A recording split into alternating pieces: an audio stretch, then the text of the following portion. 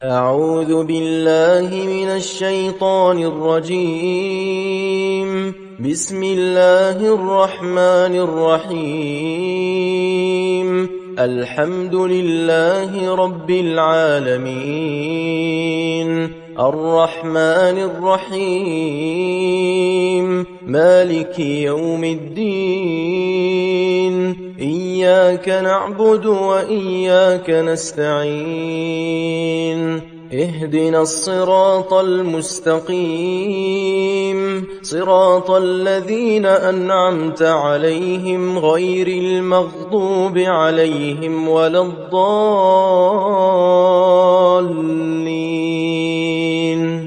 بسم الله الرحمن الرحيم. ألف لام ميم. ذلك الكتاب لا ريب فيه، هدى للمتقين الذين يؤمنون بالغيب ويقيمون الصلاة ومما رزقناهم ينفقون، والذين يؤمنون بما أنزل إليك وما أنزل من قبلك وبالآخرة هم يوقنون، أولئك على هدى من ربهم وأولئك هم المفلحون. إن الذين كفروا سواء عليهم أأنذرتهم أم لم تنذرهم لا يؤمنون. ختم الله على قلوبهم وعلى سمعهم وعلى أبصارهم غشاوة ولهم عذاب عظيم. ومن الناس من يقول آمنا بالله وباليوم الآخر وما هم بمؤمنين، يخادعون الله والذين آمنوا وما يخدعون إلا أنفسهم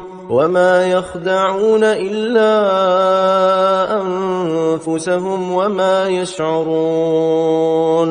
في قلوبهم مرض فزادهم الله مرضا ولهم عذاب أليم بما كانوا يكذبون. وإذا قيل لهم لا تفسدوا في الأرض قالوا إنما نحن مصلحون،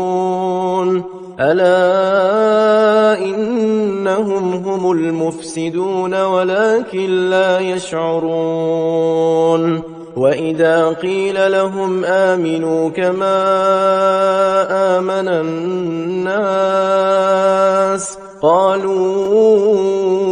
أنؤمن كما آمن السفهاء،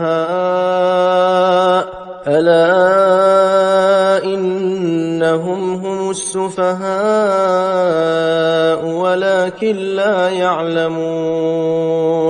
وإذا لقوا الذين آمنوا قالوا آمنا وإذا خلوا إلى شياطينهم قالوا إنا معكم إنما نحن مستهزئون. الله يستهزئ بهم ويمدهم في طغيانهم يعمهون. أولئك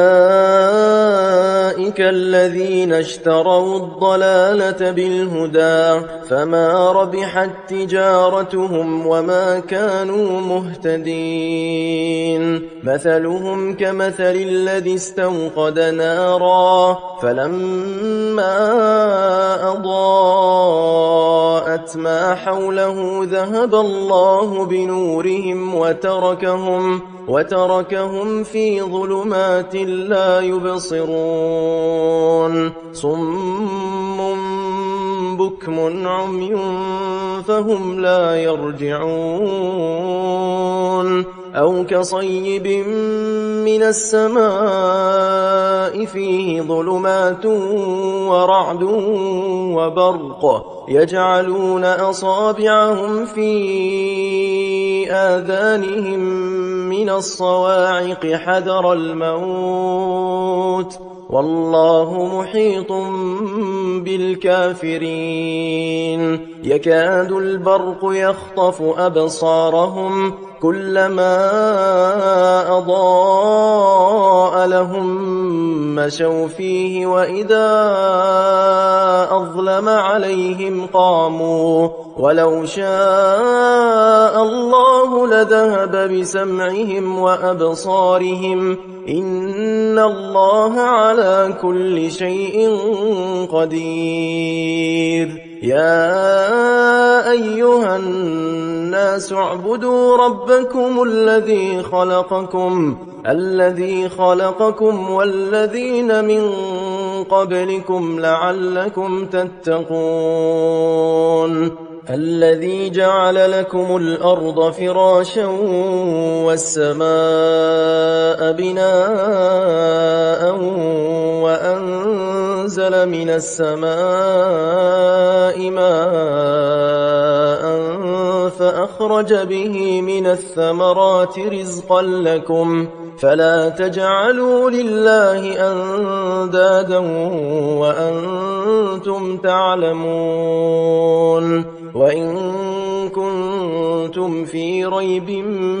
مما نزلنا على عبدنا فأتوا بسورة من مثله وادعوا شهداءكم من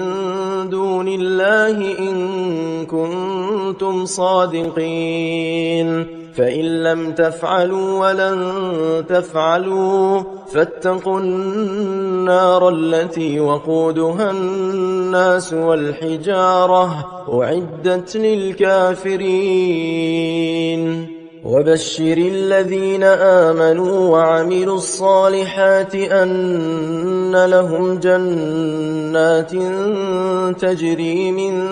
تحتها الأنهار كلما رزقوا منها من ثمرة رزقا قالوا هذا الذي رزقنا من قبل وأتوا به متشابها ولهم فيها أزواج مطهرة وهم فيها خالدون إن الله لا يستحيي أن يضرب مثلا ما بعوضة فما فوقها فأما الذين آمنوا فيعلمون أنه الحق من ربهم وأما الذين كفروا فيقولون ماذا أراد الله بهذا مثلا يضل به كثيرا ويهدي به كثيرا وما يضل به إلا الفاسقين الذين ينقضون عهد الله من بعد ميثاقه ويقطعون ما أمر الله به أن يوصل ويفسدون في الأرض أولئك هم الخاسرون كيف تكفرون بالله وكنتم أمواتا فأحياكم ثم يميتكم ثم يحييكم ثم إليه ترجعون هو الذي خلق لكم ما في الأرض جميعا ثم استوى إلى السماء فسواهن 7 سماوات وهو بكل شيء عليم وإذ قال ربك للملائكة إني جاعل في الأرض خليفة قالوا أتجعل فيها من يفسد فيها ويسفك الدماء ونحن نسبح بحمدك ونقدس لك قال إني أعلم ما لا تعلمون وعلم آدم الأسماء كلها ثم عرضهم على الملائكة فقال أنبئوني بأسماء هؤلاء إن كنتم صادقين قالوا سبحانك لا علم لنا إلا ما علمتنا إنك أنت العليم الحكيم قال يا آدم أنبئهم بأسمائهم فلما أنبأهم بأسمائهم قال ألم أقل لكم إني أعلم غيب السماوات والأرض وأعلم ما تبدون وما كنتم تكتمون وإذ قلنا للملائكة اسجدوا لآدم فسجدوا إلا إبليس أبى واستكبر وكان من الكافرين وقلنا يا آدم اسكن أنت وزوجك الجنة وكلا منها رغدا حيث شئتما ولا تقربا هذه الشجرة فتكونا من الظالمين فأزلهما الشيطان عنها فأخرجهما مما كانا فيه وقلنا اهبطوا بعضكم لبعض عدو ولكم في الأرض مستقر ومتاع إلى حين فتلقى آدم من ربه كلمات فتاب عليه إنه هو التواب الرحيم قلنا اهبطوا منها جميعا فإما يأتينكم مني هدى فمن تبع هداي فلا خوف عليهم ولا هم يحزنون والذين كفروا وكذبوا بآياتنا أولئك أصحاب النار هم فيها خالدون يا بني إسرائيل اذكروا نعمتي التي أنعمت عليكم وأوفوا بعهدي أوف بعهدكم وإياي فارهبون وآمنوا بما أنزلت مصدقا لما معكم ولا تكونوا أول كافر به ولا تشتروا بآياتي ثمنا قليلا وإياي فاتقون ولا تلبسوا الحق بالباطل وتكتموا الحق وأنتم تعلمون وأقيموا الصلاة وآتوا الزكاة واركعوا مع الراكعين أتأمرون الناس بالبر وتنسون أنفسكم وأنتم تتلون الكتاب أفلا تعقلون واستعينوا بالصبر والصلاة وإنها لكبيرة إلا على الخاشعين الذين يظنون يحسبون أنهم ملاقو ربهم وأنهم إليه راجعون يا بني إسرائيل اذكروا نعمتي التي أنعمت عليكم وأني فضلتكم على العالمين واتقوا يوما لا تجزي نفس عن نفس شيئا ولا يقبل منها شفاعة ولا يؤخذ منها عدل ولا هم ينصرون وإذ نجيناكم من آل فرعون يسومونكم سوء العذاب يذبحون أبناءكم ويستحيون نساءكم وفي ذلكم بلاء من ربكم عظيم وإذ فرقنا بكم البحر فأنجيناكم وأغرقنا آل فرعون وأنتم تنظرون وإذ واعدنا موسى 40 ليلة ثم اتخذتم العجل من بعده وأنتم ظالمون ثم عفونا عنكم من بعد ذلك لعلكم تشكرون وإذ آتينا موسى الكتاب والفرقان لعلكم تهتدون وإذ قال موسى لقومه يا قوم إنكم ظلمتم أنفسكم باتخاذكم العجل فتوبوا إلى بارئكم فاقتلوا أنفسكم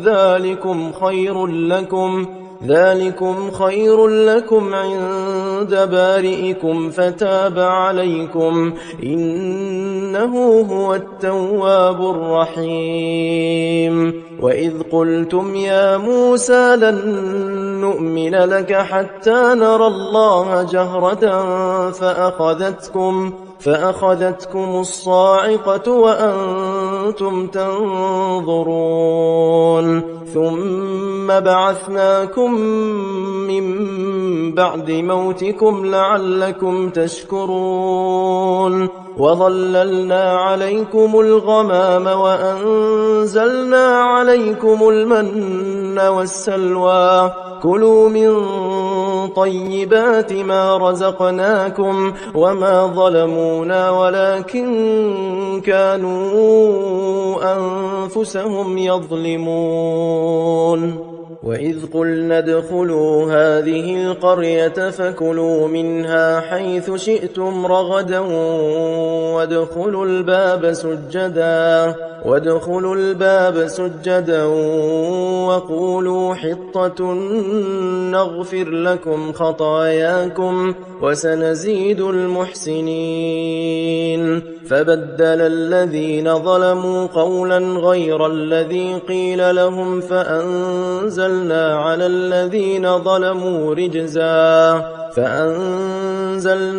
الذين ظلموا رجزا من السماء بما كانوا يفسقون وإذ استسقى موسى لقومه فقلنا اضرب بعصاك الحجر فانفجرت منه 12 عينا قد علم كل أناس مشربهم كلوا واشربوا من رزق الله ولا تعثوا في الأرض مفسدين وإذ قلتم يا موسى لن نصبر على طعام واحد فادع لنا ربك يخرج لنا مما تنبت الأرض من بقلها وقثائها وفومها وعدسها وبصلها قال أتستبدلون الذي هو أدنى بالذي هو خير اهبطوا مصرا فإن لكم ما سألتم وضربت عليهم الذلة والمسكنة وباءوا بغضب من الله ذلك بأنهم كانوا يكفرون بآيات الله ويقتلون النبيين بغير الحق ذلك بما عصوا وكانوا يعتدون إن الذين آمنوا والذين هادوا والنصارى والصابئين من آمن بالله واليوم الآخر وعمل صالحا فلهم أجرهم عند ربهم ولا خوف عليهم ولا هم يحزنون وإذ أخذنا ميثاقكم ورفعنا فوقكم الطور خذوا ما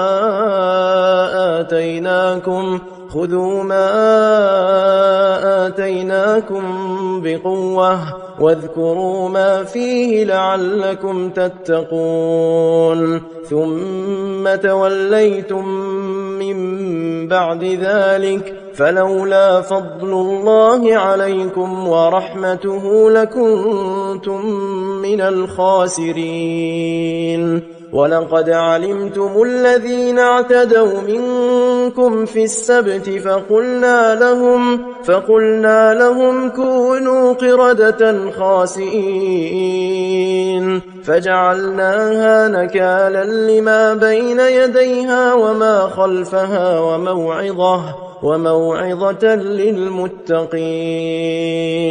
وإذ قال موسى لقومه إن الله يأمركم أن تذبحوا بقرة قالوا أتتخذنا هزوا قال أعوذ بالله أن أكون من الجاهلين قالوا ادع لنا ربك يبين لنا ما هي قال إنه يقول إنها بقرة لا فارض ولا بكر عوان بين ذلك فافعلوا ما تؤمرون قالوا ادع لنا ربك يبين لنا ما لونها قال إنه يقول إنها بقرة صفراء فاقع لونها تسر الناظرين قالوا ادع لنا ربك يبين لنا ما هي إن البقرة شابه علينا وإنا إن شاء الله لمهتدون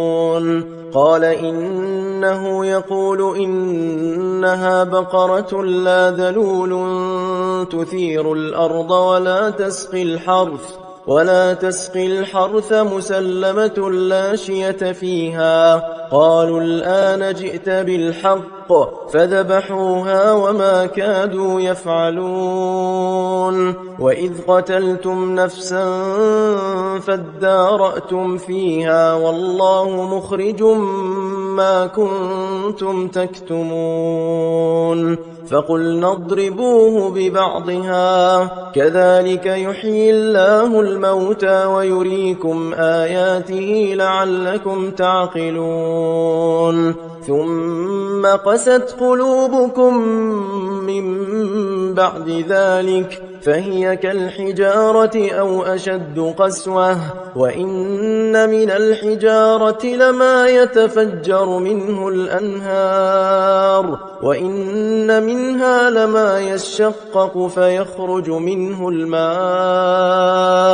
وإن منها لما يهبط من خشية الله وما الله بغافل عما تعملون أفتطمعون أن يؤمنوا لكم وقد كان فريق منهم يسمعون كلام الله يسمعون كلام الله ثم يحرفونه من بعد ما عقلوه وهم يعلمون. وإذا لقوا الذين آمنوا قالوا آمنا، وإذا خلا بعضهم إلى بعض قالوا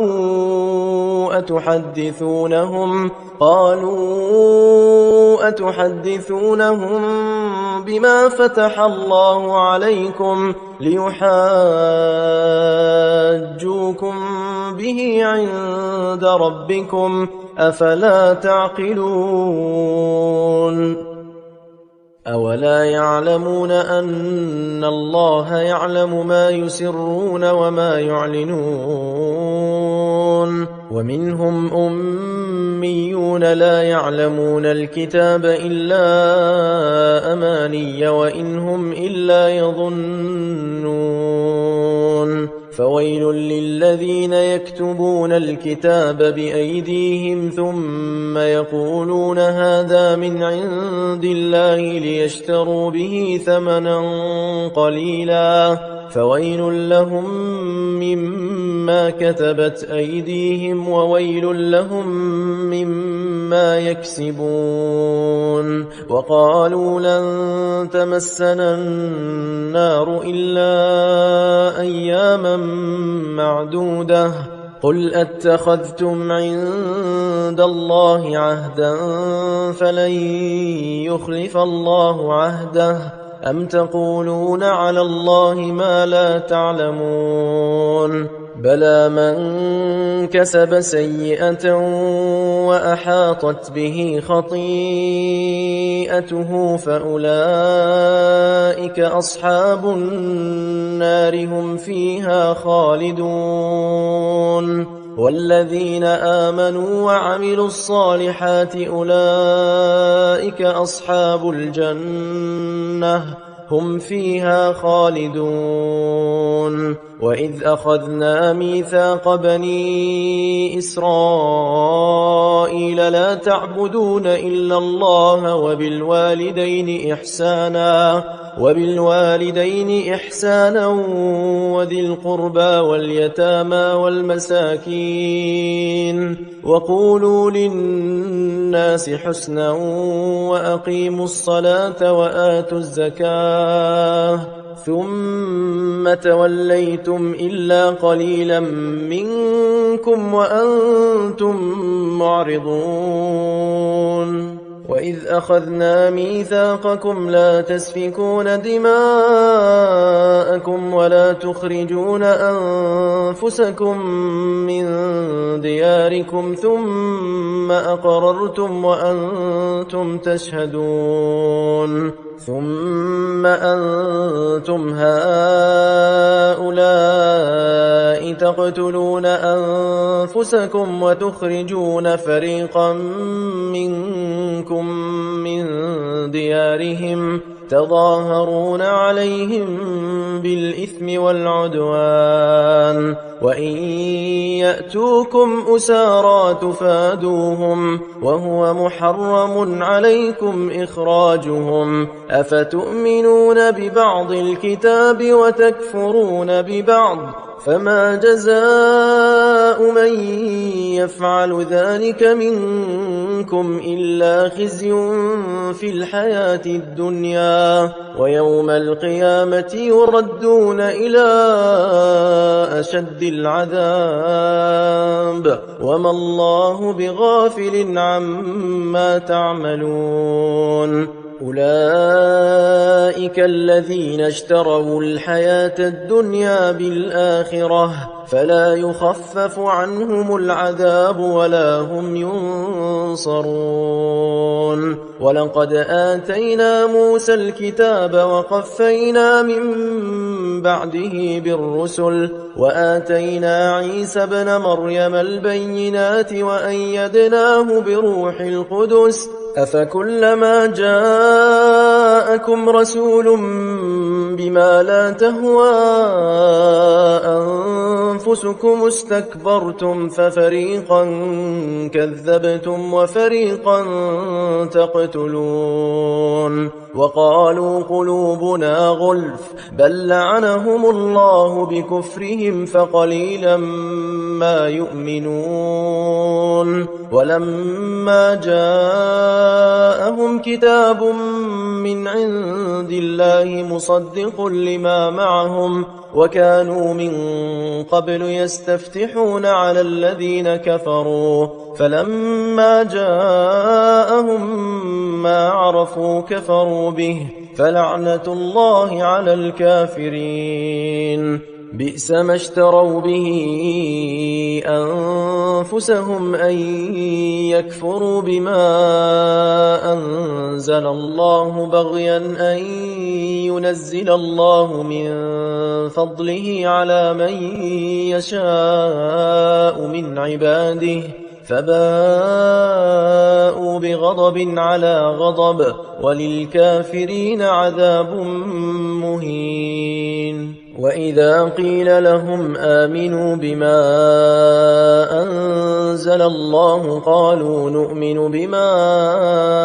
أنزل علينا ويكفرون بما وراءه وهو الحق مصدقا لما معهم قل فلم تقتلون أنبياء الله من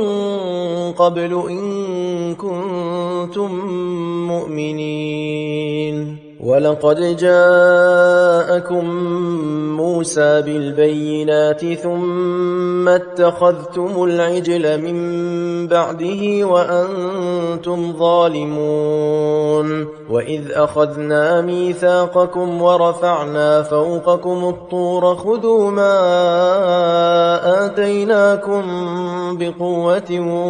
واسمعوا قالوا سمعنا وعصينا وأشربوا في قلوبهم العجل بكفرهم قل بئس ما يأمركم به إيمانكم إن كنتم مؤمنين قل إن كانت لكم الدار الآخرة عند الله خالصة من دون الناس فتمنوا الموت إن كنتم صادقين ولن يتمنوه أبدا بما قدمت أيديهم والله عليم بالظالمين ولتجدنهم أحرص الناس على حياة ومن الذين أشركوا يود أحدهم لو يعمر 1000 سنة وما هو بمزحزحه من العذاب أن يعمر والله بصير بما يعملون قل من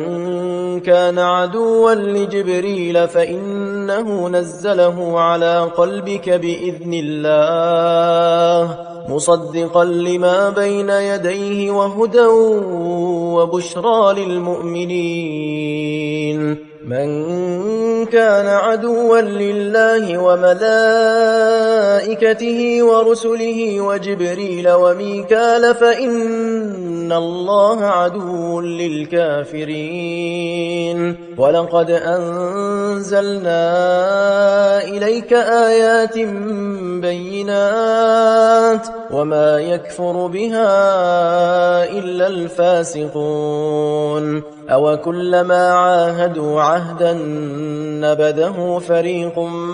منهم بل أكثرهم لا يؤمنون ولما جاءهم رسول من عند الله مصدق لما معهم نبذ فريق من الذين أوتوا الكتاب كتاب الله وراء ظهورهم كأنهم لا يعلمون واتبعوا ما تتلو الشياطين على ملك سليمان وما كفر سليمان ولكن الشياطين كفروا يعلمون الناس السحر وما أنزل على الملكين ببابل هاروت وماروت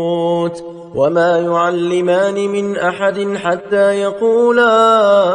إنما نحن فتنة فلا تكفر فيتعلمون منهما ما يفرقون به بين المرء وزوجه وما هم بضارين به من أحد إلا بإذن الله ويتعلمون ما يضرهم ولا ينفعهم ولقد علموا لمن اشتراه ما له في الآخرة من خلاق ولبئس ما شروا به أنفسهم لو كانوا يعلمون ولو أنهم آمنوا واتقوا لمثوبة من عند الله خير لو كانوا يعلمون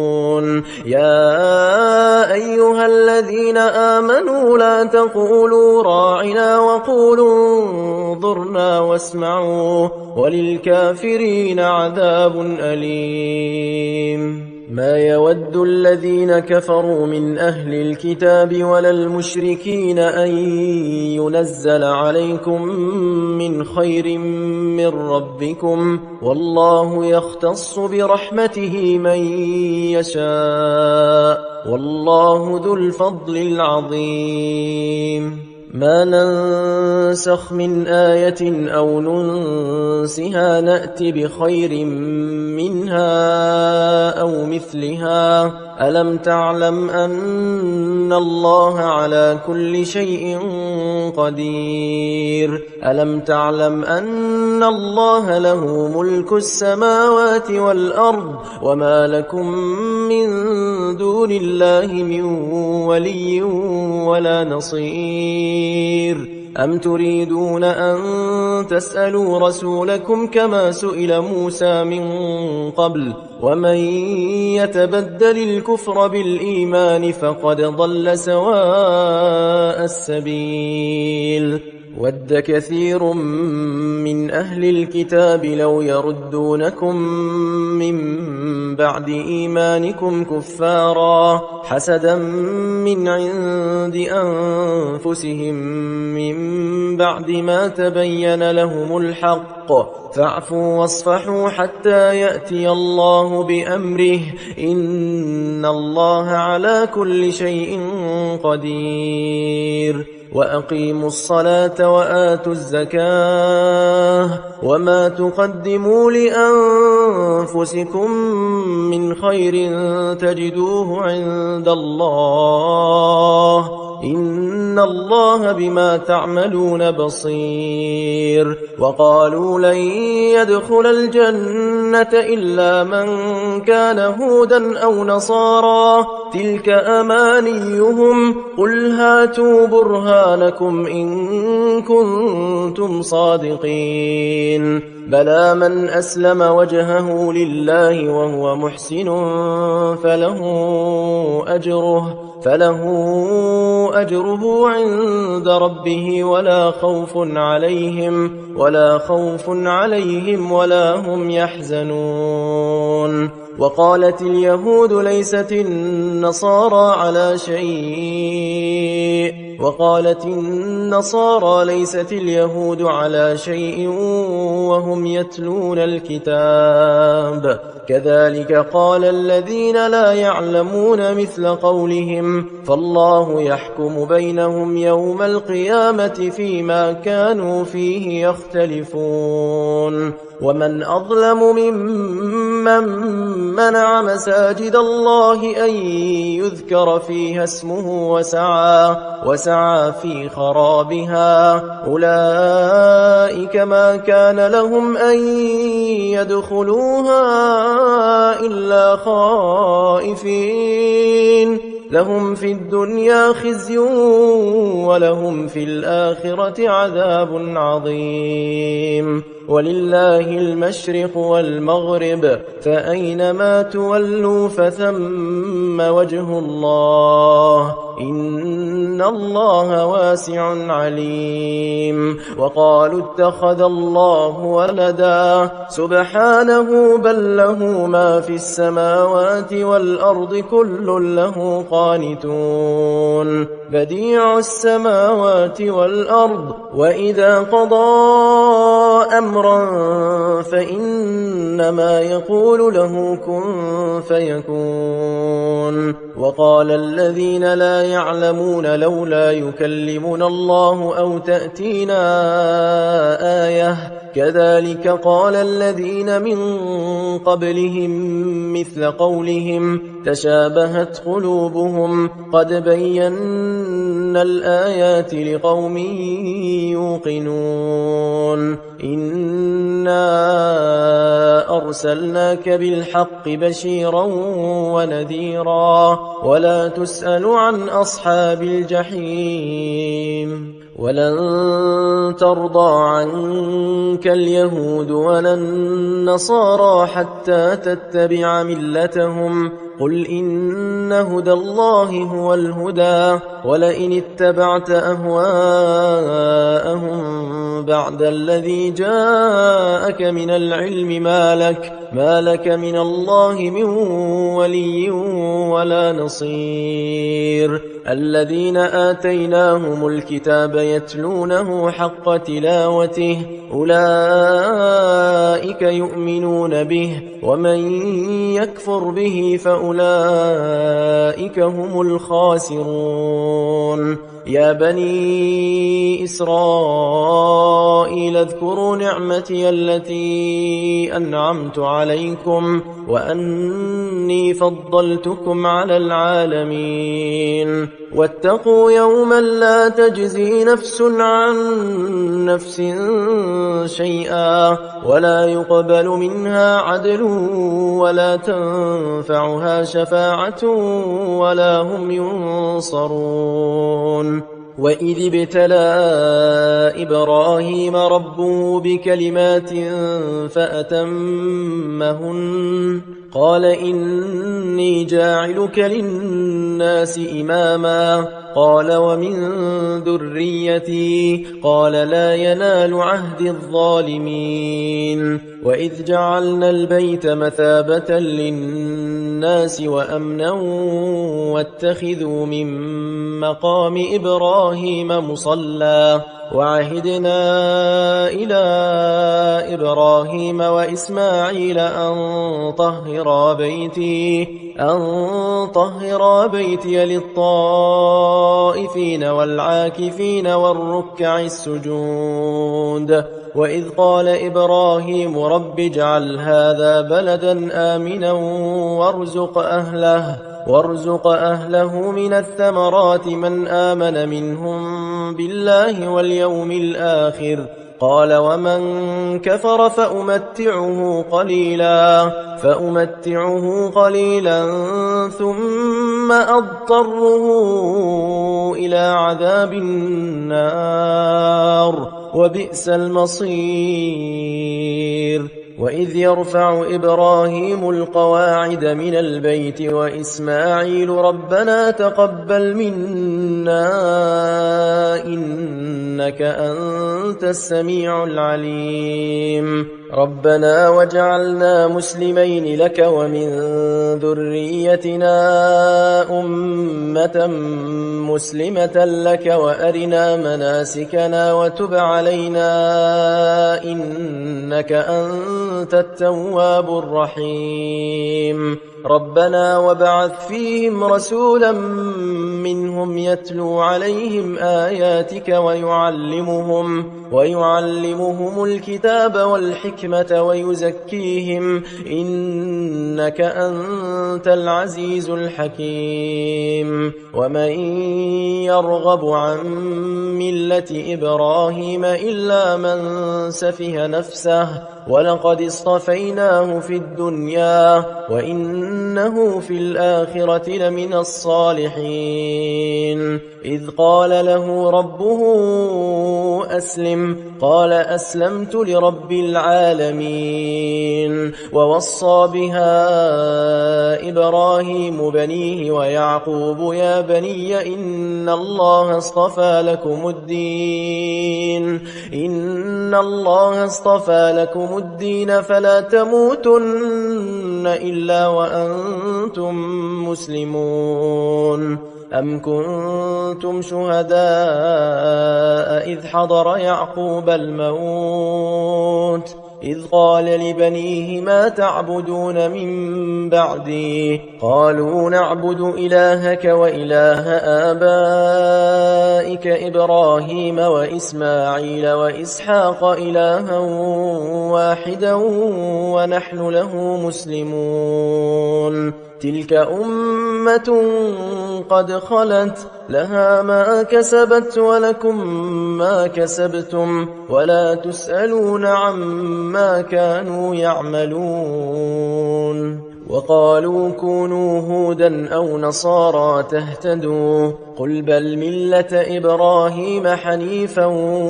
وما كان من المشركين. قولوا آمنا بالله وما أنزل إلينا وما أنزل إلى إبراهيم وإسماعيل وإسحاق ويعقوب والأسباط وما أوتي موسى وعيسى وما أوتي النبيون من ربهم لا نفرق بين أحد منهم ونحن له مسلمون. فإن آمنوا بمثل ما آمنتم به فقد اهتدوا وإن تولوا فإنما هم في شقاق فسيكفيكهم الله وهو السميع العليم. صبغة الله ومن أحسن من الله صبغة ونحن له عابدون. قل أتحاجوننا في الله وهو ربنا وربكم ولنا أعمالنا ولكم أعمالكم ونحن له مخلصون. أم تقولون إن إبراهيم وإسماعيل وإسحاق ويعقوب والأسباط كانوا هودا أو نصارى؟ قل أأنتم أعلم أم الله؟ ومن أظلم ممن كتم شهادة عنده من الله وما الله بغافل عما تعملون. تلك أمة قد خلت لها ما كسبت ولكم ما كسبتم ولا تسألون عما كانوا يعملون. أعوذ بالله من الشيطان الرجيم. بسم الله الرحمن الرحيم. سيقول السفهاء من الناس ما ولاهم عن قبلتهم التي كانوا عليها قل لله المشرق والمغرب يهدي من يشاء إلى صراط مستقيم. وكذلك جعلناكم أمة وسطا لتكونوا شهداء على الناس ويكون الرسول عليكم شهيدا. وما جعلنا القبلة التي كنت عليها إلا لنعلم من يتبع الرسول ممن ينقلب على عقبيه وإن كانت لكبيرة إلا على الذين هدى الله وما كان الله ليضيع إيمانكم إن الله بالناس لرؤوف رحيم. قد نرى تقلب وجهك في السماء فلنولينك قبلة ترضاها فول وجهك شطر المسجد الحرام وحيث ما كنتم فولوا وجوهكم شطره وإن الذين أوتوا الكتاب ليعلمون أنه الحق من ربهم وما الله بغافل عما يعملون ولئن أتيت الذين أوتوا الكتاب بكل آية ما تبعوا قبلتك وما أنت بتابع قبلتهم وما بعضهم بتابع قبلة بعض ولئن اتبعت أهواءهم من بعد ما جاءك من العلم إنك إذا لمن الظالمين الذين آتيناهم الكتاب يعرفونه كما يعرفون أبناءهم وإن فريقا منهم ليكتمون الحق وهم يعلمون الحق من ربك فلا تكونن من الممترين ولكل وجهة هو موليها فاستبقوا الخيرات أينما تكونوا يأت بكم الله جميعا إن الله على كل شيء قدير ومن حيث خرجت فول وجهك شطر المسجد الحرام وإنه للحق من ربك وما الله بغافل عما تعملون ومن حيث خرجت فول وجهك شطر المسجد الحرام وحيث ما كنتم فولوا وجوهكم شطره لئلا يكون للناس عليكم حجة إلا الذين ظلموا منهم فلا تخشوهم واخشوني ولأتم نعمتي عليكم ولعلكم تهتدون كما أرسلنا فيكم رسولا منكم يتلو عليكم آياتنا ويزكيكم ويعلمكم الكتاب والحكمة ويعلمكم ما لم تكونوا تعلمون فاذكروني أذكركم واشكروا لي ولا تكفرون يا أيها الذين آمنوا استعينوا بالصبر والصلاة إن الله مع الصابرين ولا تقولوا لمن يقتل في سبيل الله أموات بل أحياء ولكن لا تشعرون ولنبلونكم بشيء من الخوف والجوع ونقص من الأموال والأنفس والثمرات وبشر الصابرين الذين إذا أصابتهم مصيبة قالوا إنا لله وإنا إليه راجعون أولئك عليهم صلوات من ربهم ورحمة وأولئك هم المهتدون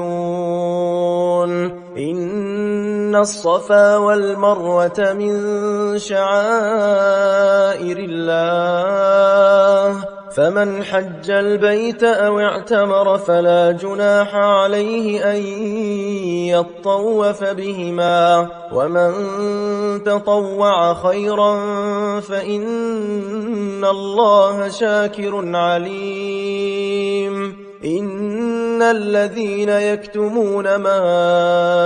أنزلنا من البينات والهدى من بعد ما بيناه للناس في الكتاب أولئك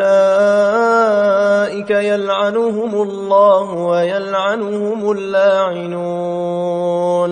إلا الذين تابوا وأصلحوا وبينوا فأولئك أتوب عليهم وأنا التواب الرحيم إن الذين كفروا وماتوا وهم كفار أولئك عليهم لعنة الله والملائكة والناس أجمعين خالدين فيها لا يخفف عنهم العذاب ولا هم ينظرون وإلهكم إله واحد لا إله إلا هو الرحمن الرحيم إن في خلق السماوات والأرض واختلاف الليل والنهار والفلك التي تجري في البحر بما ينفع الناس وما أنزل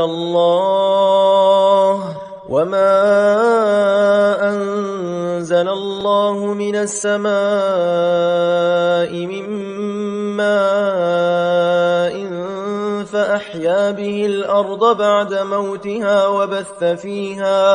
وبث فيها من كل دابة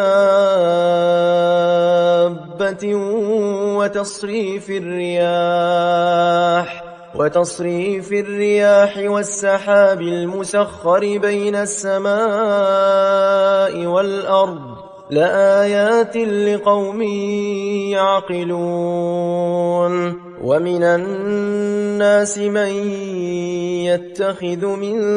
دون الله أندادا يحبونهم كحب الله والذين آمنوا أشد حبا لله ولو يرى الذين ظلموا إذ يرون العذاب أن القوة لله جميعا وأن الله شديد العذاب إذ تبرأ الذين اتبعوا من الذين اتبعوا ورأوا العذاب وتقطعت بهم الأسباب وقال الذين اتبعوا لو أن لنا كرة فنتبرأ منهم كما تبرأوا منا كذلك يريهم الله أعمالهم حسرات عليهم وما هم بخارجين من النار يا أيها الناس كلوا مما في الأرض حلالا طيبا ولا تتبعوا خطوات الشيطان إنه لكم عدو مبين إنما يأمركم بالسوء والفحشاء وأن تقولوا على الله ما لا تعلمون وإذا قيل لهم اتبعوا ما أنزل الله قالوا بل نتبع ما ألفينا عليه آباءنا أولو كان آباؤهم لا يعقلون شيئا ولا يهتدون ومثل الذين كفروا كمثل الذي ينعق بما لا يسمع إلا دعاء ونداء صم بكم عمي فهم لا يعقلون يا أيها الذين آمنوا كلوا من طيبات ما رزقناكم واشكروا لله إن كنتم إياه تعبدون إنما حرم عليكم الميتة والدم ولحم الخنزير وما أهل به لغير الله فمن اضطر غير باغ ولا عاد فلا إثم عليه إن الله غفور رحيم إن الذين يكتمون ما أنزل الله من الكتاب ويشترون به ثمنا قليلا أولئك ما يأكلون في بطونهم إلا النار ولا يكلمهم الله يوم القيامة ولا يزكيهم ولهم عذاب أليم أولئك الذين اشتروا الضلالة بالهدى والعذاب بالمغفرة فما أصبرهم على النار ذلك بأن الله نزل الكتاب بالحق وإن الذين اختلفوا في الكتاب لفي شقاق بعيد ليس البر أن تولوا وجوهكم قبل المشرق والمغرب ولكن البر من آمن بالله واليوم الآخر والملائكة والكتاب والنبيين وآتى المال على حبه ذوي القربى واليتامى والمساكين وابن السبيل والسائلين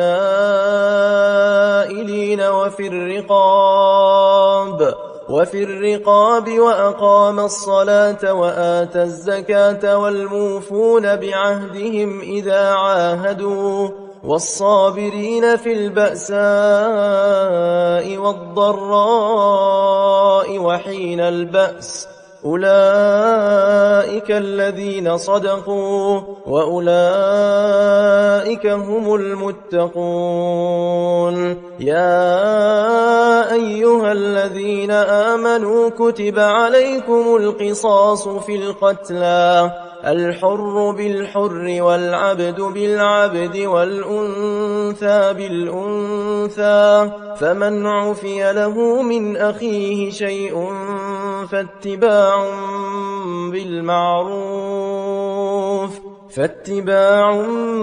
بالمعروف وأداء إليه بإحسان ذلك تخفيف من ربكم ورحمة فمن اعتدى بعد ذلك فله عذاب أليم ولكم في القصاص حياة يا أولي الألباب لعلكم تتقون كتب عليكم إذا حضر أحدكم الموت إن ترك خيرا الوصية للوالدين والأقربين بالمعروف حقا على المتقين فمن بدله بعدما سمعه فإنما إثمه على الذين يبدلونه إن الله سميع عليم فمن خاف من موص جنفا أو إثما فأصلح بينهم فلا إثم عليه إن الله غفور رحيم يا أيها الذين آمنوا كتب عليكم الصيام كما كتب على الذين من قبلكم لعلكم تتقون أياما معدودات فمن كان منكم مريضا أو على سفر فعدة من أيام أخر وعلى الذين يطيقونه فدية طعام مسكين فمن تطوع خيرا فهو خير له وأن تصوموا خير لكم إن كنتم تعلمون شهر رمضان الذي أنزل فيه القرآن هدى للناس وبينات من الهدى والفرقان فمن شهد منكم الشهر فليصمه ومن كان مريضا أو على سفر فعدة من أيام أخر يريد الله بكم اليسر ولا يريد بكم العسر ولتكملوا العدة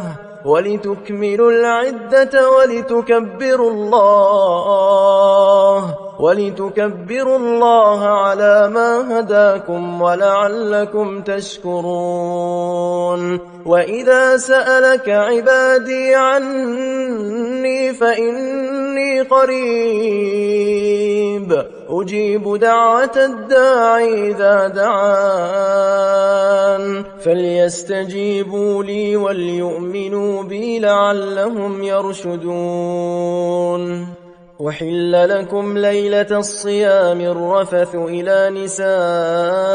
نسائكم هن لباس لكم وأنتم لباس لهن علم الله أنكم كنتم تختانون أنفسكم فتاب عليكم وعفى عنكم فالآن باشروهن وابتغوا ما كتب الله لكم وكلوا واشربوا حتى يتبين لكم الخيط الأبيض من الخيط الأسود من الفجر ثم أتموا الصيام إلى الليل ولا تباشروهن وأنتم عاكفون في المساجد تلك حدود الله فلا تقربوها كذلك يبين الله آياته للناس لعلهم يتقون ولا تأكلوا أموالكم بينكم بالباطل وتدلوا بها إلى الحكام لتأكلوا فريقا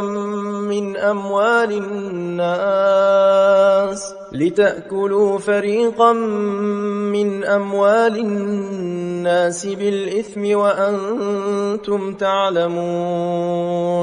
يسألونك عن الأهلة قل هي مواقيت للناس والحج وليس البر بأن تأتوا البيوت من ظهورها ولكن البر من اتقى وأتوا البيوت من أبوابها واتقوا الله لعلكم تفلحون وقاتلوا في سبيل الله الذين يقاتلونكم ولا تعتدوا إن الله لا يحب المعتدين واقتلوهم حيث ثقفتموهم وأخرجوهم من حيث أخرجوكم والفتنة أشد من القتل ولا تقاتلوهم عند المسجد الحرام حتى يقاتلوكم فيه فإن قاتلوكم فاقتلوهم كذلك جزاء الكافرين فإن انتهوا فإن الله غفور رحيم وقاتلوهم حتى لا تكون فتنة ويكون الدين لله فإن انتهوا فلا عدوان إلا على الظالمين. الشهر الحرام بالشهر الحرام والحرمات قصاص، فمن اعتدى عليكم فاعتدوا عليه بمثل ما اعتدى عليكم، واتقوا الله واعلموا أن الله مع المتقين. وأنفقوا في سبيل الله ولا تلقوا بأيديكم إلى التهلكة وأحسنوا إن الله يحب المحسنين. وأتموا الحج والعمرة لله، فإن أحصرتم فما استيسر من الهدي، ولا تحلقوا رؤوسكم حتى يبلغ الهدي محله، فمن كان منكم مريضا أو به أذى من رأسه ففدية من صيام أو صدقة أو نسك، فإذا أمنتم فمن تمتع بالعمرة إلى الحج فما استيسر من الهدي، فمن لم يجد فصيام 3 أيام في الحج و7 إذا رجعتم، تلك 10 كاملة، ذلك لمن لم يكن أهله حاضر المسجد الحرام. واتقوا الله واعلموا أن الله شديد العقاب. الحج أشهر معلومات، فمن فرض فيهن الحج فلا رفث ولا فسوق ولا جدال في الحج، وما تفعلوا من خير يعلمه الله، وتزودوا فإن خير الزاد التقوى، واتقون يا أولي الألباب. ليس عليكم جناح أن تبتغوا فضلا من ربكم، فإذا أفضتم من عرفات فاذكروا الله عند المشعر الحرام، واذكروه كما هداكم وإن كنتم من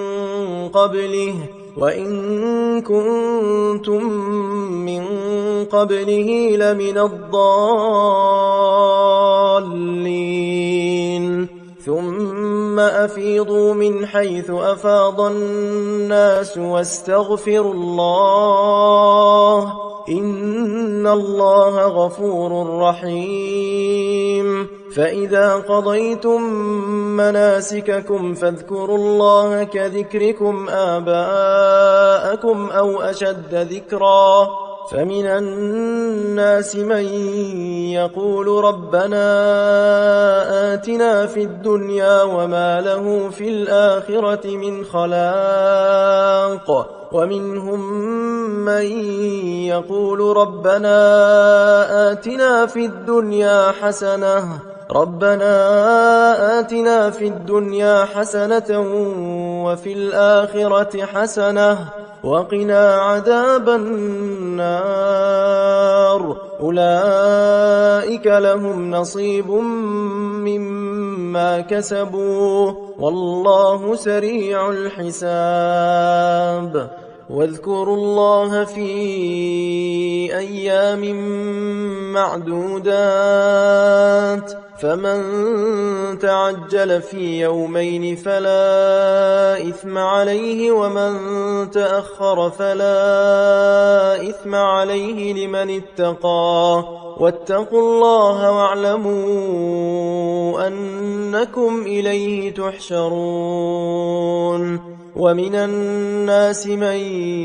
يعجبك قوله في الحياة الدنيا ويشهد الله على ما في قلبه وهو ألد الخصام. وإذا تولى سعى في الأرض ليفسد فيها ويهلك الحرث والنسل والله لا يحب الفساد. وإذا قيل له اتق الله أخذته العزة بالإثم فحسبه جهنم ولبئس المهاد. ومن الناس من يشري نفسه ابتغاء مرضات الله والله رؤوف بالعباد. يا أيها الذين آمنوا ادخلوا في السلم كافة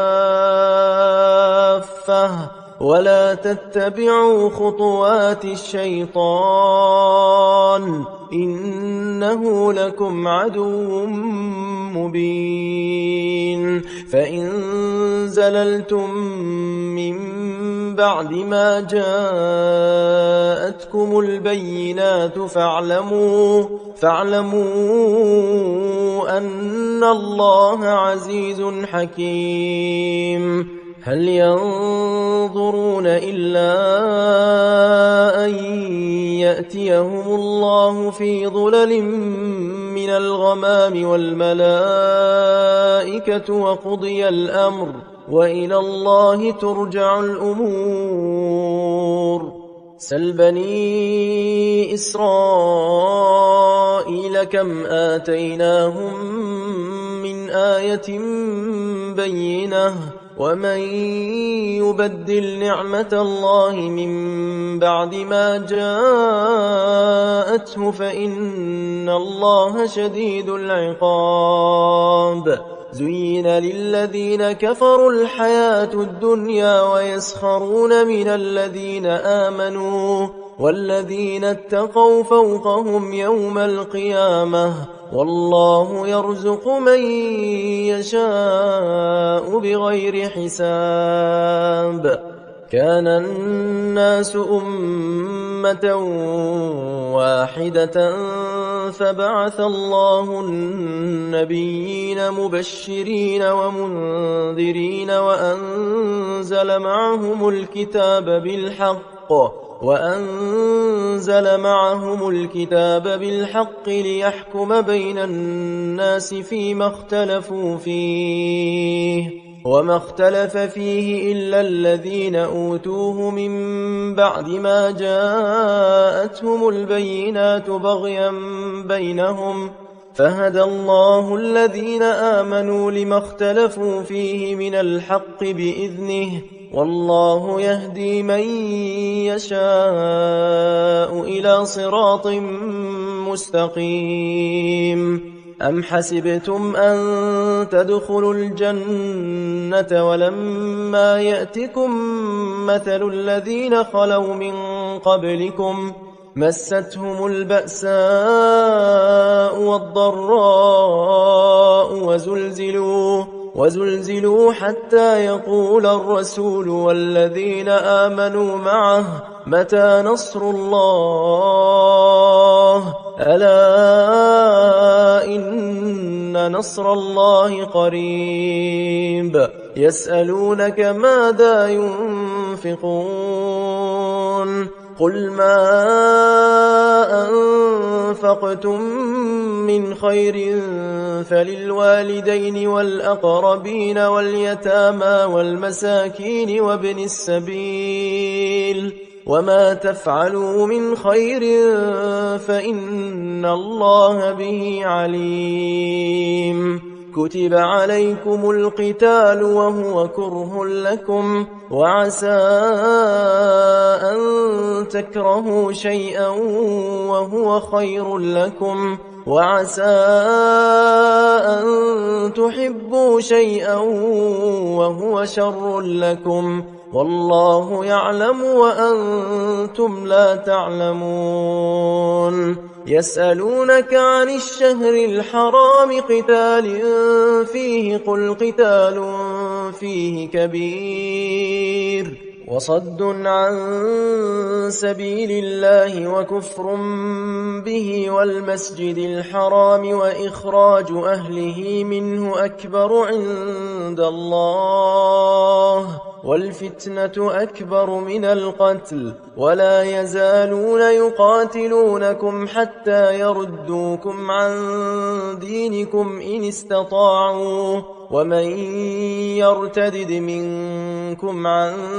دينه فيمت وهو كافر فأولئك حبطت أعمالهم في الدنيا والآخرة وأولئك أصحاب النار هم فيها خالدون إن الذين آمنوا والذين هاجروا وجاهدوا في سبيل الله أولئك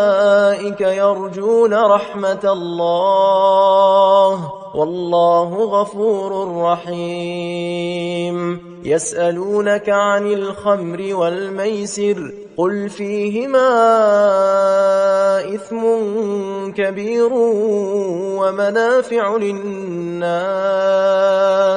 وإثمهما أكبر من نفعهما ويسألونك ماذا ينفقون قل العفو كذلك يبين الله لكم الآيات لعلكم تتفكرون في الدنيا والآخرة ويسألونك عن اليتامى قل إصلاح لهم خير وإن تخالطوهم فإخوانكم والله يعلم المفسد من المصلح ولو شاء الله لأعنتكم إن الله عزيز حكيم ولا تنكحوا المشركات حتى يؤمن ولأمة مؤمنة خير من مشركة ولو أعجبتكم ولا تنكحوا المشركين حتى يؤمنوا ولعبد مؤمن خير من مشرك ولو أعجبكم أولئك يدعون إلى النار والله يدعو إلى الجنة والمغفرة بإذنه ويبين آياته للناس لعلهم يتذكرون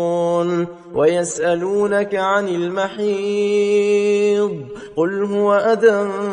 فاعتزلوا النساء في المحيض ولا تقربوهن حتى يطهرن فإذا تطهرن فأتوهن من حيث أمركم الله إن الله يحب التوابين ويحب المتطهرين نساؤكم حرث لكم فأتوا حرثكم أنى شئتم وقدموا لأنفسكم واتقوا الله واعلموا أنكم ملاقوه وبشر المؤمنين ولا تجعلوا الله عرضة لأيمانكم أن تبروا وتتقوا وتصلحوا بين الناس والله سميع عليم لا يؤاخذكم الله باللغو في أيمانكم ولكن يؤاخذكم بما كسبت قلوبكم والله غفور حليم للذين يؤلون من نسائهم تربص 4 أشهر فإن فاءوا فإن الله غفور رحيم وإن عزموا الطلاق فإن الله سميع عليم والمطلقات يتربصن بأنفسهن 3 قروء ولا يحل لهن أن يكتمن ما خلق الله في أرحامهن إن كن يؤمن بالله واليوم الآخر وبعولتهن أحق بردهن في ذلك إن أرادوا إصلاحا ولهن مثل الذي عليهن بالمعروف وللرجال عليهن درجة والله عزيز حكيم. الطلاق مرتان فإمساكم بمعروف أو تسريح بإحسان ولا يحل لكم أن تأخذوا مما آتيتموهن شيئا إلا أن يخافا ألا يقيما حدود الله فإن خفتم ألا يقيما حدود الله فلا جناح عليهما فيما افتدت به تلك حدود الله فلا تعتدوها ومن يتعد حدود الله فأولئك هم الظالمون. فإن طلقها فلا تحل له من بعد حتى تنكح زوجا غيره فإن طلقها فلا جناح عليهما أن يتراجعا إن ظنا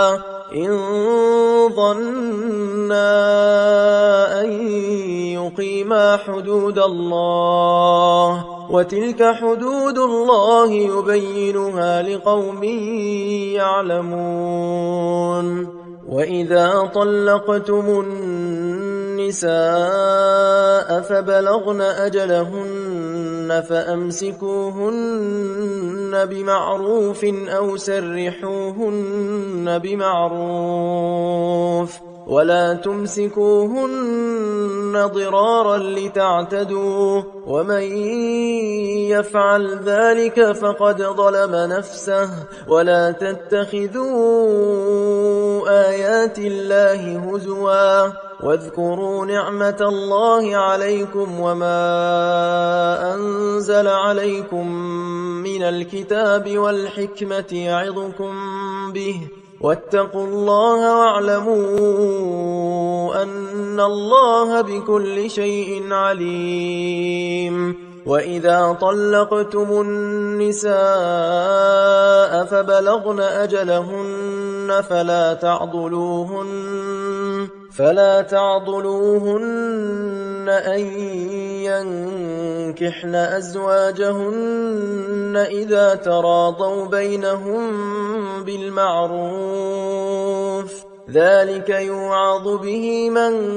كان منكم يؤمن بالله واليوم الآخر ذلكم أزكى لكم وأطهر والله يعلم وأنتم لا تعلمون. والوالدات يرضعن أولادهن حولين كاملين لمن أراد أن يتم الرضاعة وعلى المولود له رزقهن وكسوتهن بالمعروف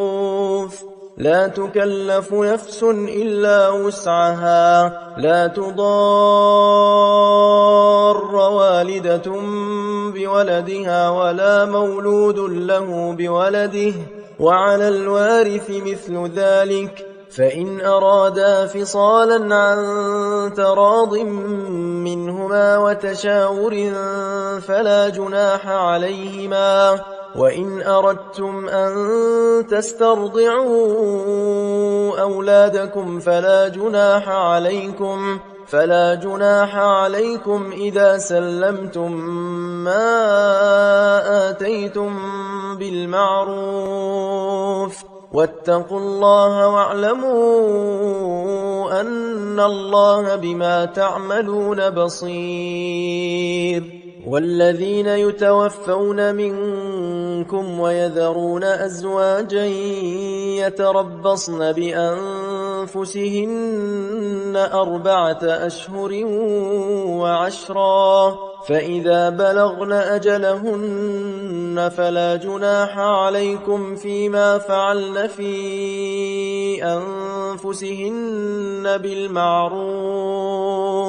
والله بما تعملون خبير ولا جناح عليكم فيما عرضتم به من خطبة النساء أو أكننتم في أنفسكم علم الله أنكم ستذكرونهن ولكن لا تواعدوهن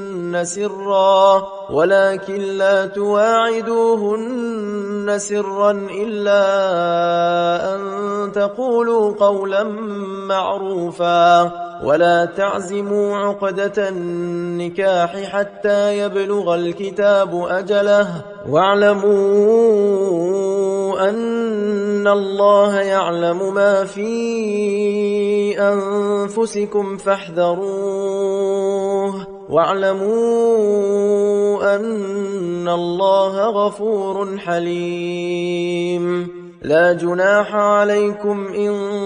طلقتم النساء ما لم تمسوهن أو تفرضوا لهن فريضة ومتعوهن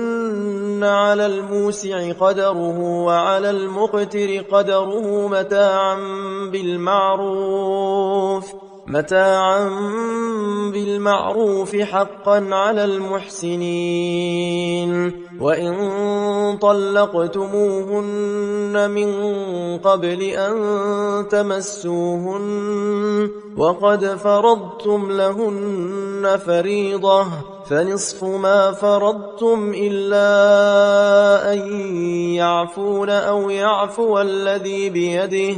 أو يعفو الذي بيده عقدة النكاح وأن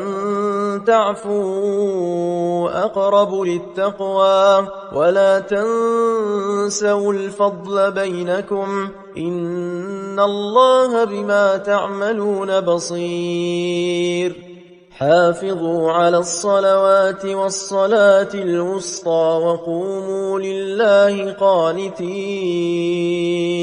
فإن خفتم فرجالا أو ركبانا فإذا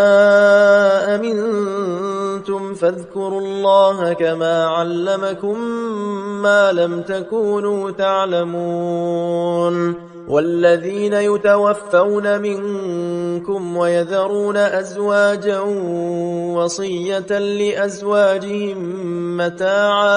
متاعا إلى الحول غير إخراج فإن خرجن فلا جناح عليكم فيما فعلن في أنفسهن من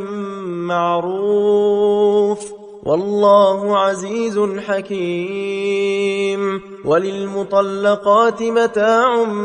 بالمعروف حقا على المتقين كذلك يبين الله لكم آياته لعلكم تعقلون ألم تر إلى الذين خرجوا من ديارهم وهم ألوف حذر الموت فقال لهم الله موتوا ثم أحياهم إن الله لذو فضل على الناس ولكن أكثر الناس لا يشكرون وقاتلوا في سبيل الله واعلموا أن الله سميع عليم من ذا الذي يقرض الله قرضا حسنا فيضاعفه له أضعافا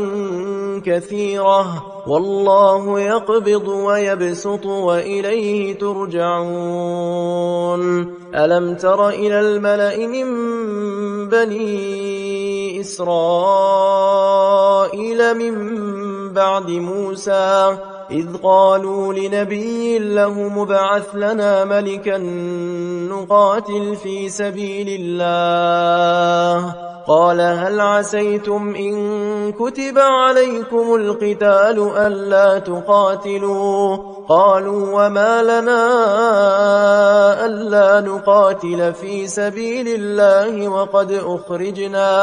وقد أخرجنا من ديارنا وأبنائنا فلما كتب عليهم القتال تولوا إلا قليلا منهم والله عليم بالظالمين وقال لهم نبيهم إن الله قد بعث لكم طالوت ملكا قالوا أنى يكون له الملك علينا ونحن أحق بالملك منه ولم يؤت سعة من المال قال إن الله اصطفاه عليكم وزاده بسطة في العلم والجسم والله يؤتي ملكه من يشاء والله واسع عليم وقال لهم نبيهم إن آية ملكه أن يأتيكم التابوت فيه سكينة من ربكم وبقية مما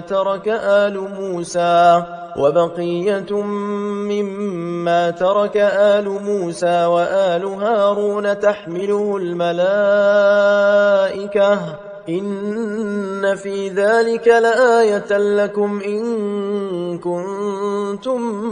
مؤمنين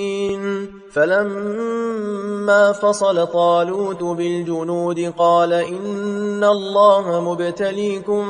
بنهر فمن شرب منه فليس مني ومن لم يطعمه فإنه مني إلا من اغترف غرفة بيده فشربوا منه إلا قليلا منهم فلما جاوزه هو والذين آمنوا معه قالوا لا طاقة لنا اليوم بجالوت وجنوده قال الذين يظنون أنهم ملاقو الله كم من فئة قليلة غلبت فئة كثيرة بإذن الله والله مع الصابرين ولما برزوا لجالوت وجنوده قالوا ربنا أفرغ علينا صبرا وثبت أقدامنا وانصرنا على القوم الكافرين فهزموهم بإذن الله وقتل داود جالوت وآتاه الله الملك والحكمة وعلمه مما يشاء ولولا دفع الله الناس بعضهم ببعض لفسدت الأرض ولكن الله ذو فضل على العالمين تلك آيات الله نتلوها عليك بالحق وإنك لمن المرسلين أعوذ بالله من الشيطان الرجيم بسم الله الرحمن الرحيم تلك الرسل فضلنا بعضهم على بعض منهم من كلم الله ورفع بعضهم درجات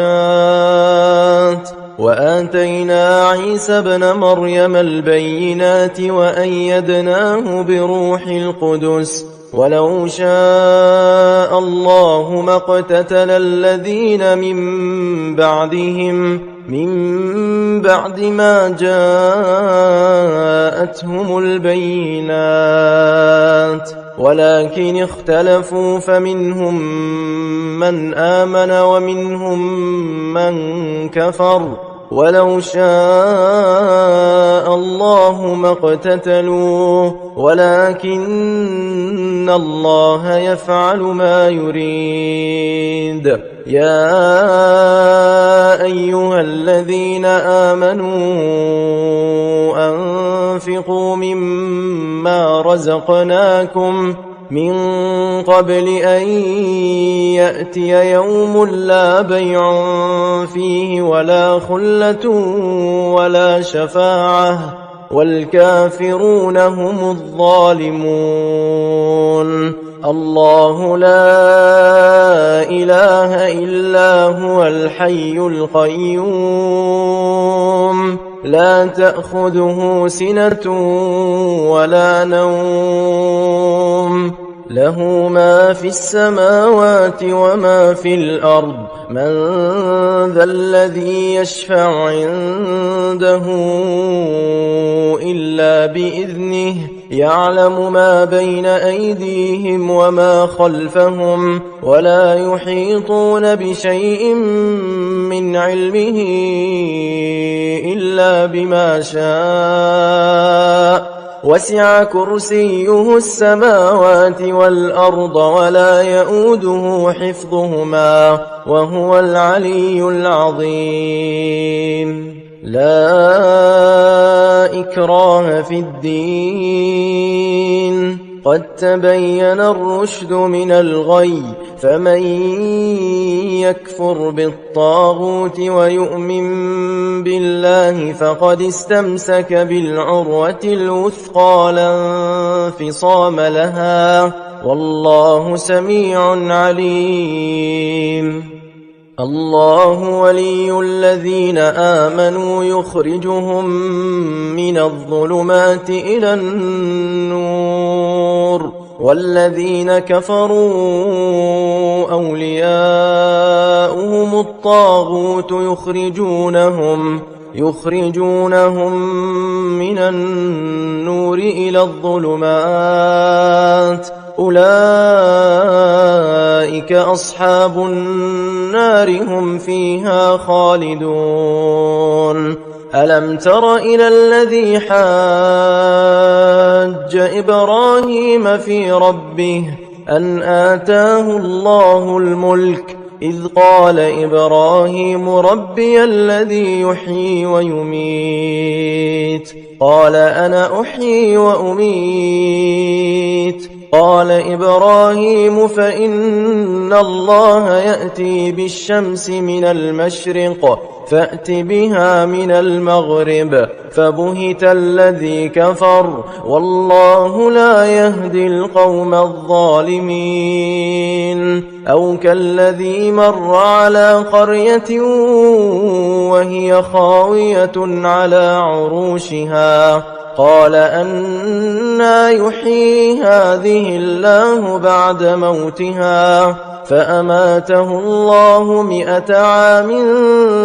ثم بعثه قال كم لبثت قال لبثت يوما أو بعض يوم قال بل لبثت 100 عام فانظر إلى طعامك وشرابك لم يتسنه وانظر إلى حمارك ولنجعلك آية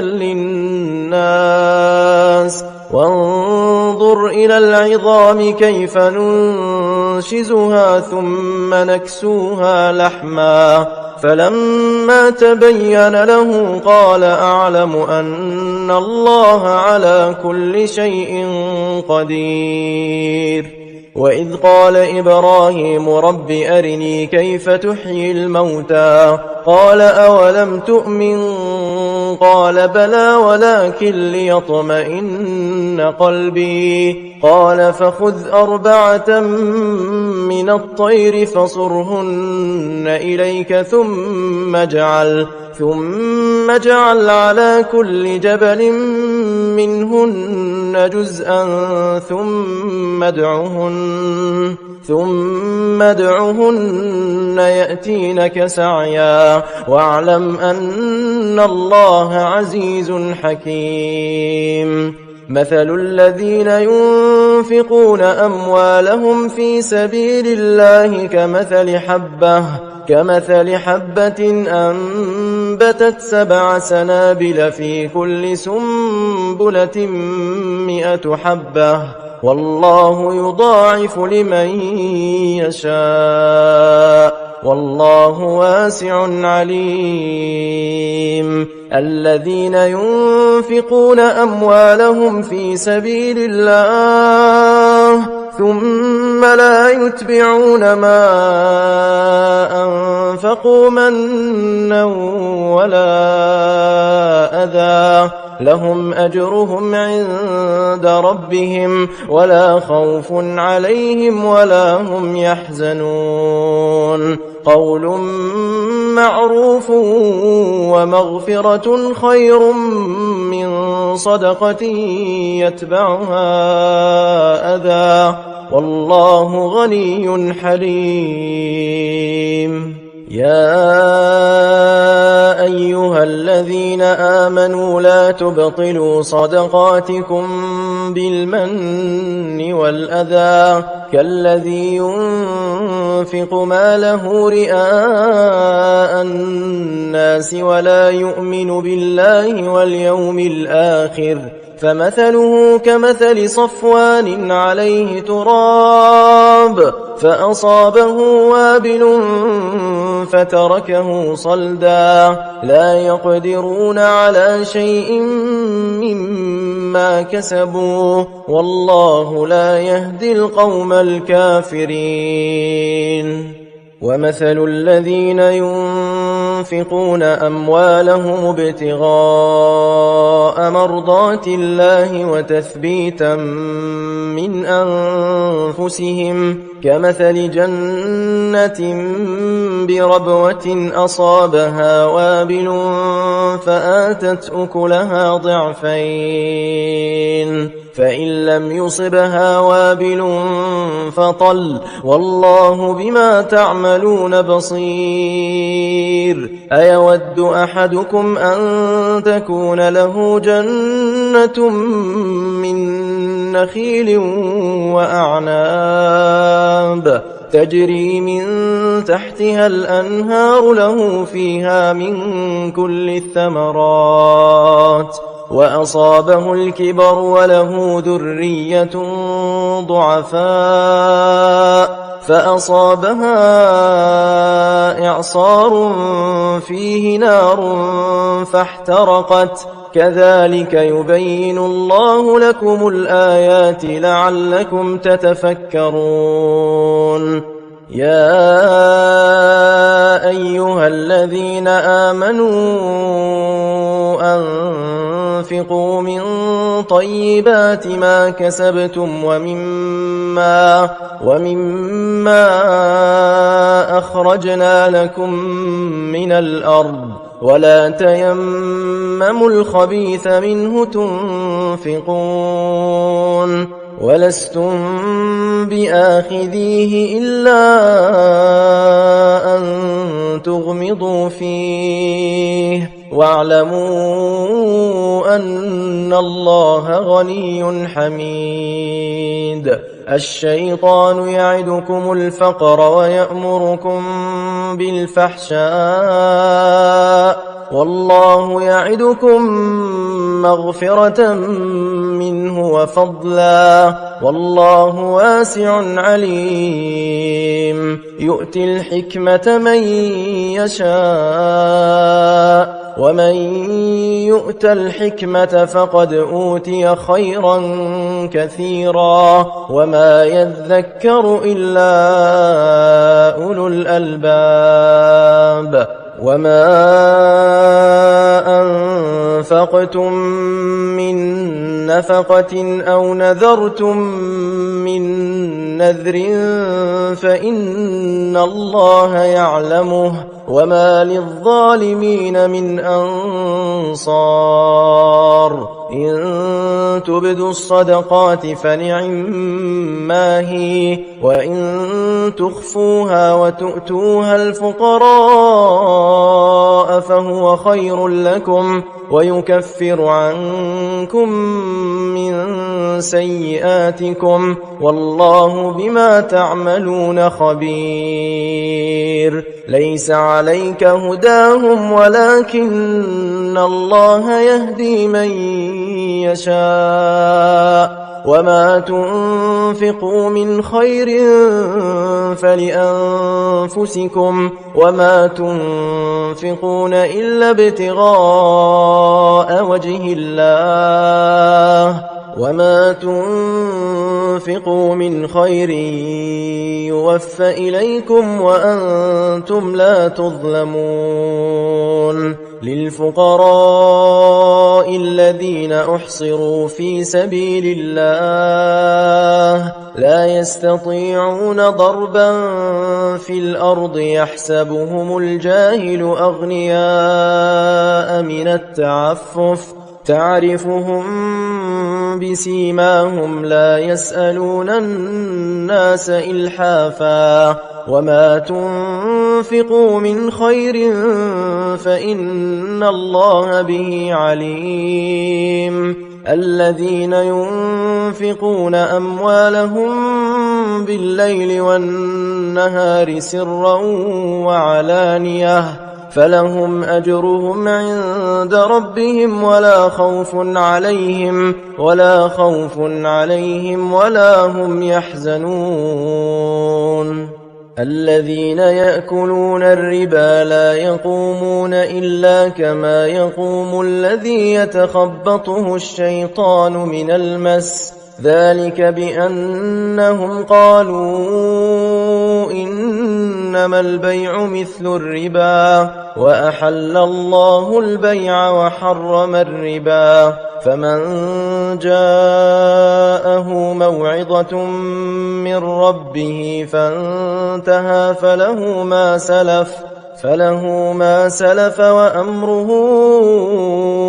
إلى الله ومن عاد فأولئك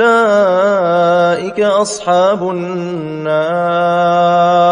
هم فيها خالدون يمحق الله الربا ويربي الصدقات والله لا يحب كل كفار أثيم إن الذين آمنوا وعملوا الصالحات وأقاموا الصلاة وآتوا الزكاة لهم أجرهم عند ربهم ولا خوف عليهم ولا هم يحزنون يا أيها الذين آمنوا اتقوا الله وذروا ما بقي من الربا إن كنتم مؤمنين فإن لم تفعلوا فأذنوا بحرب من الله ورسوله وإن تبتم فلكم رؤوس أموالكم لا تظلمون ولا تظلمون وإن كان ذو عسرة فنظرة إلى ميسرة وأن تصدقوا خير لكم إن كنتم تعلمون واتقوا يوما ترجعون فيه إلى الله ثم توفى كل نفس ما كسبت وهم لا يظلمون يا أيها الذين آمنوا إذا تداينتم بدين إلى أجل مسمى فاكتبوه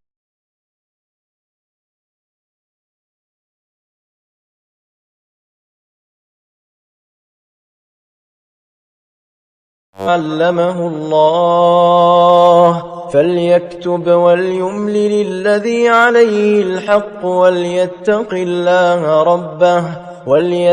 الله ربه ولا يبخس منه شيئا، فإن كان الذي عليه الحق سفيها أو ضعيفا أو لا يستطيع أن يمل هو فليملل وليه بالعدل، واستشهدوا شهيدين من رجالكم، فإن لم يكونا رجلين فرجل